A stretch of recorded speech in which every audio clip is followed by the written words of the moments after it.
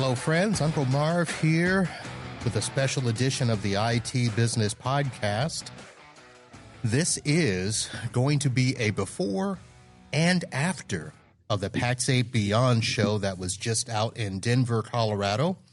While I was there, and the way that you hear this will be out of order, so let me explain. While in Denver, my very first podcast interview was with my good friend Brad Gross, and we had some technical difficulties. So we are back because I still wanted him to be the very first podcast that you hear from PAX8. We're doing it after the show, so we're going to add in some little post-show comments of our experiences there. So my apologies to Mr. Gross for not having that live ambience there from Radio Row, but he's agreed to come back. So, Brad, welcome. Thank you, Marv. You never have to apologize for anything about this podcast. It is that awesome. So if I can appear on it more than once inside of a 10-day period, count me in. All right. So before we start, let me say thank you to my partners. First of all, PAX8 for allowing me to attend once again as a person of the media. And then I need to say thank you to the partners that helped with travel there. Lion Guard was my gear sponsor, and they helped me pack all the stuff, have the Roadcaster gear with me. And then BVoIP and TrueGrid are my travel partners, so that helps cover some of the expenses of getting back and forth. So I want to say thank you to them, and also a very special thank you to Rhythms. Normally, when we are on site, on premise, the internet is provided so that the IT Business Podcast is powered by Rhythms. But didn't have that happen either. So what a great event. But thank you to the partners anyway. So, Brad, let's go back and try to recreate what we did while we were there. I believe one of the first things I'll start off by saying, it's really good to be here in Denver. And we'll go from there. If I remember, one of the first things I said is, you're there as an exhibitor. You had a booth. For the first time ever. Yeah. It was crazy. What I learned from having a booth, because now I have the platform that we launched, MSP Terms. So we had a booth, not just for the law firm, but for MSP Terms, sort of a dual booth for dual purposes. Right. And I learned a lot of things by being an exhibitor. First, it is exhausting. So any of you who are listening who have ever exhibited at one of these conferences, I understand. I understand how at the end of the conference, you just want to go and lay in the bed and look up at the ceiling and think about life. It's exhausting, but it's also exhilarating. You know, you have people coming in there, you're fielding questions from everyone about lots of different issues. So it was the bane of my existence, and it was an awesome experience at the same time. Yeah. So being there, in a sense, limited to the booth, I know that you like to get around, you like to mingle, you like to shine, and it's tough doing that. So next time, are you gonna have people there at the booth for you so you can go out and do that, and they'll take care of the questions? So you learn things, right, as you do a booth. I had one person there with me, so it was me and one of my colleagues. Yes, I think that next time I would definitely choose to have two people there so I can not be tethered. So I wouldn't have had to have been tethered to the booth as much as I was. That said, you know, everything is a cost benefit, and it's expensive to bring more and more people in, not just because of what they charge, but hotel and airfare and so on. So the next few weeks are really going to be, again, if you've ever exhibited, not you, Marv, but anyone listening, you understand that the following few weeks, now you look to the return on the investment, what you're making and so forth, to see what makes sense for the next time you do it. Yeah. So let's go ahead, and for people that, I don't know how, but if there are people listening who don't know you and don't know what you bring to the channel, we should tell everybody you are a technology lawyer specializing in MSP agreements, statement of work, liability terms. You have been the lawyer to MSPs for quite some time, and you have just recently launched MSP Terms, which we can now do contracting as a service in the clouds with document management. Does that sound Correct. right? It's very close, yes. So you're right. I have been practicing in this area longer than any attorney that I've ever heard of. I'm now in my 25th year of representing MSPs. Back when they were called ASPs is when I started. So yeah, about 2 years ago, I said it's time to come out with a service that will fill a need in the industry. And that was the result was MSP Terms. It is a document management platform in the cloud that allows you to create, edit, sign, and share documents in a private, non-indexable, non-public manner so that only the people who have the credentials that you give to them will see those documents. It allows MSPs to track and log what their customers are doing with their documents. It guarantees MSP customers document immutability, meaning they have guarantees that the MSP will not and cannot change a document after they've already accepted it or viewed it. And then we have a library of soon to be 20, right now 18, 20 templates that I have created from the ground up. So it's been very well received, and I'm excited about it. Yeah. I remember the one feature that you brought up was bi-directional e-signature functionality, which obviously is something that we need. The ability to have those signed is huge. Tracking is huge. You mentioned, I think it was geo-tracking? Yeah, well, when your customers do anything with your documents, when they access them, when they view them, when they accept them, everything that they do is logged and tracked through IP tracking. So we can track exactly where the IP is coming from. We have their address there. Just to log in and see your documents, they have MFA, so you know that the customer whom you're dealing with is the person who you want to see your documents. So the management, the document management end of the platform is something that has never really been presented in a single cohesive solution, right? There's e-signature solutions out there. There are a lot of them. Okay. Is there tracking of documents? There could be. Okay. Is there offering them in a credentialed, private, non-indexable location? Is that possible? Huh. You see, you start adding all these things together. That's what MSP Terms is. It's bringing together lots of solutions into a single solution. Right. Another thing that we chatted, and I just remember from notes, you mentioned the fact that your site is compliant with the new FTC rules regarding auto-renewals. And that was something we chatted about because, well, first, let's talk about what the FTC ruled on. I'll give you the two big points that that MSPs need to know about the new FTC rule. Okay, there are two big points. First, and what it applies to. Okay, first things first. It applies to any contract that auto-renewal renews or is a continuity contract. So a auto-renewal is just what you think about. This contract goes for a year. Unless we give each other notice, let's say 30 or 60 days before the end of it, it automatically renews. That's an auto-renewal. Continuity is a contract that says this agreement starts on this date and just continues until one of us terminates. Okay, so it applies to those types of contracts. It applies to all business-to-business transactions, which involves 99.9% of the transactions that MSPs do, right? Not business to consumer. It applies business to consumer, but MSPs do B2B, not so much B2C. And what it says, the two big points are, A, from now on, you have to make it very clear at the time of contracting that your customer is entering into either a continuity or an auto-renewal agreement. So it used to be, let's say on your quote, you could say term 12 months auto-renews or something like this. And, you could get away with it. Now you can't. Now the FTC is saying it has to be clear, specific, and conspicuous. So you have to take some time, some pain to, not great pains, but a little bit to make sure that your agreements are updated accordingly.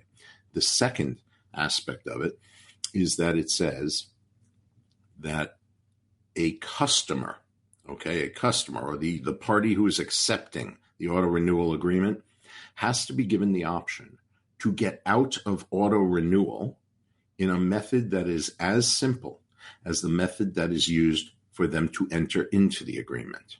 Okay, so it has to be as simple as the method used to enter into it. So what do we mean?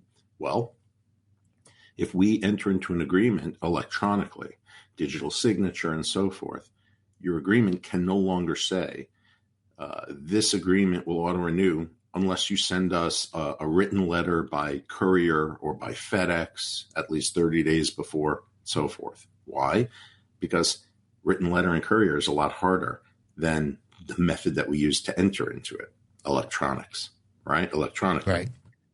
So what we have done on the platform is we have, among other features, not only have we implemented an auto-renewal reminder feature, so you can clearly and conspicuously remind your customers about auto-renewal, but we've actually given them a single-click option to get out of auto-renewal, not terminate the agreement, but give notice to the MSP that they don't want this auto-renewal to continue, and that complies with FTC law.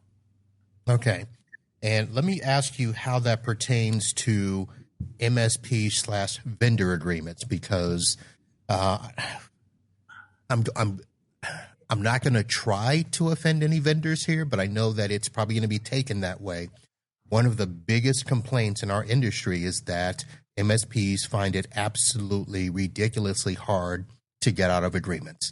Just like you mentioned, a lot of times you have to talk to your rep, and then you try to talk to your rep, and your rep never returns the calls. Or you didn't read the line where it says, well, it has to be done 90 days or 120 days by the 12:01 a.m. of a certain date, that sort of a thing. So is this also going to apply to those agreements? Yes, those days are what you just described will now be coming to an end. It applies to all business-to-business transactions, which includes, obviously, vendor to MSP. That's business-to-business as well. And you are correct, without prosecuting any particular vendor, because many are guilty of it, right?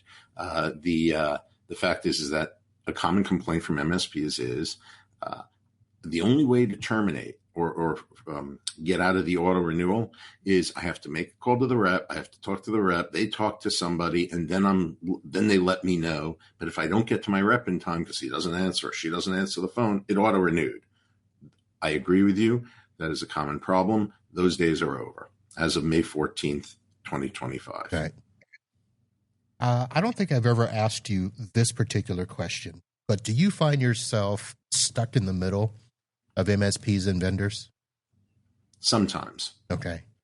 Generally speaking, and it is one of the issues that I face as, an attorney that represents thousands of MSPs, that sometimes you'll get into conflicts between MSPs in which you actually find yourself on both sides of it, right? But you have to avoid that. But it turns out one is feuding with another, or you find yourself involved with an MSP that is having a dispute with a vendor that either I have represented or I have done, let's say, educational work for, as a speaker and so on.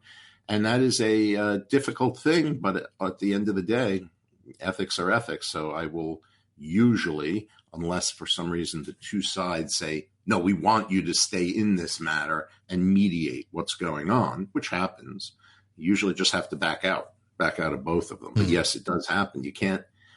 I can't honestly say that I have represented more MSPs than all lawyers, but there's never a conflict. Of course there is. You have to handle them on a case-by-case basis. Right. Yeah. On the other side of that coin, I know that I've reached out to you, on occasion to talk about the increasing number of lawsuits where clients are now suing their managed service provider. And there's actually been a couple of more and stuff. Without getting into specifics or mentioning those, your thoughts on the fact that it is now acceptable for clients to push back, even if the MSP had an agreement in place, and say you're still liable? Yeah. Well, ultimately, the customers of MSPs, they don't want to point the finger at themselves.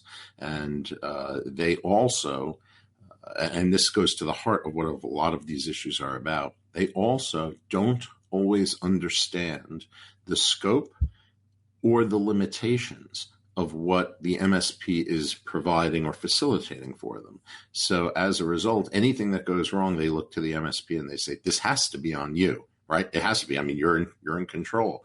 And it's usually the result, almost always, I should say, the result of a mismanaged expectation.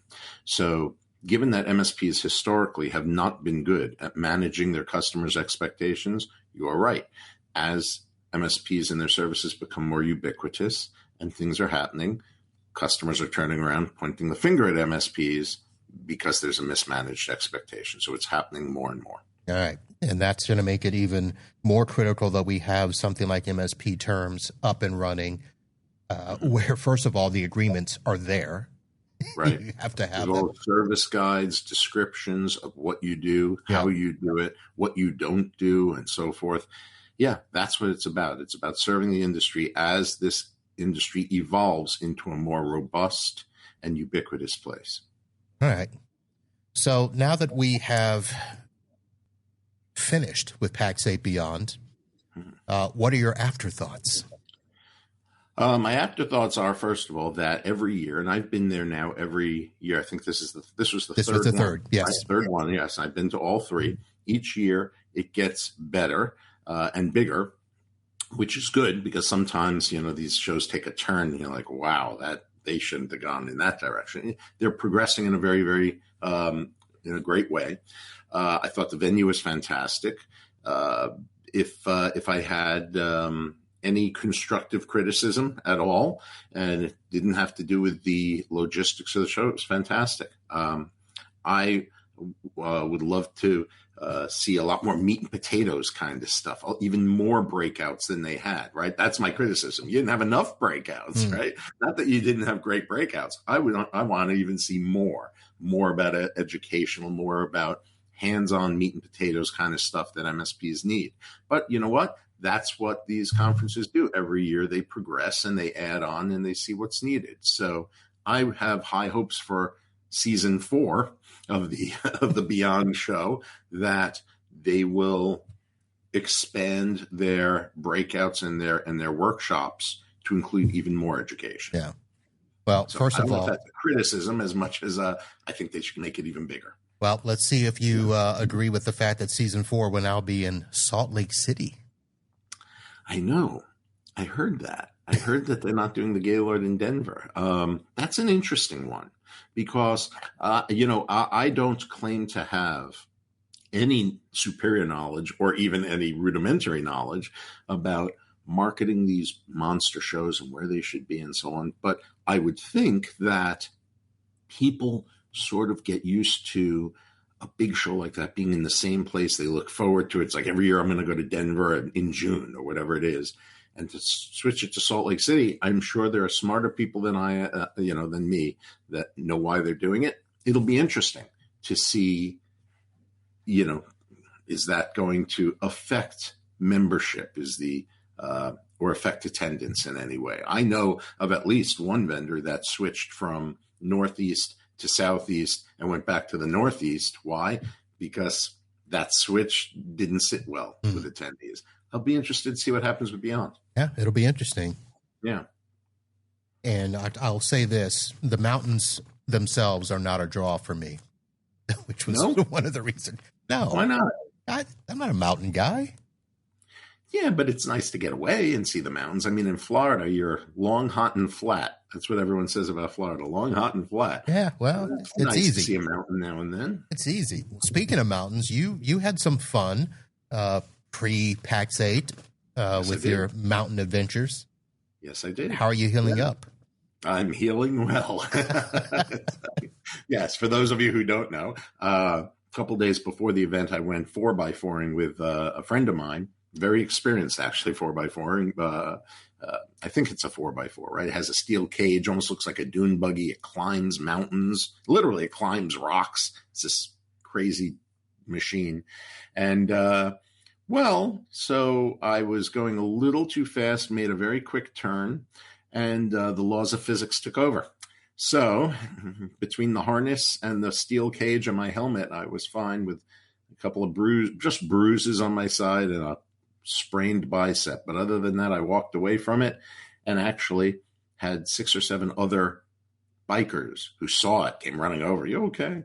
They helped flip the thing over, and then I took it for a ride for another hour in the mountains.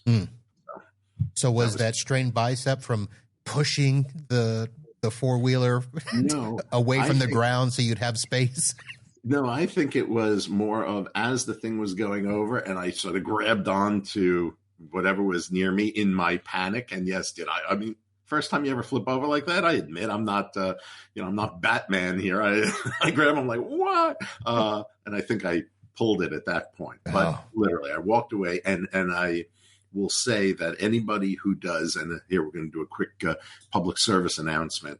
If you're doing these types of things, it's inherently dangerous. Okay, it is. It's just inherently. Doesn't mean you shouldn't do them, but there's an inherent danger. And anyone who doesn't wear a helmet and gear is just stupid. Literally, they're just stupid because things can happen, as it did to me. Had the steel cage, had the helmet, okay. But, things happen. And I saw a lot of people out there on the trail going in like shorts, sunglasses, and a baseball hat. That's nuts. That's nuts. So if you're listening, don't do that. So what I hear is if you're going to do crazy things like that, the easiest way to avoid anything is just not to do them. But is that the way to do it? I mean, that's not fun. I don't have a strained bicep. I don't have a strained bicep. I had somebody busted up their ankle hiking.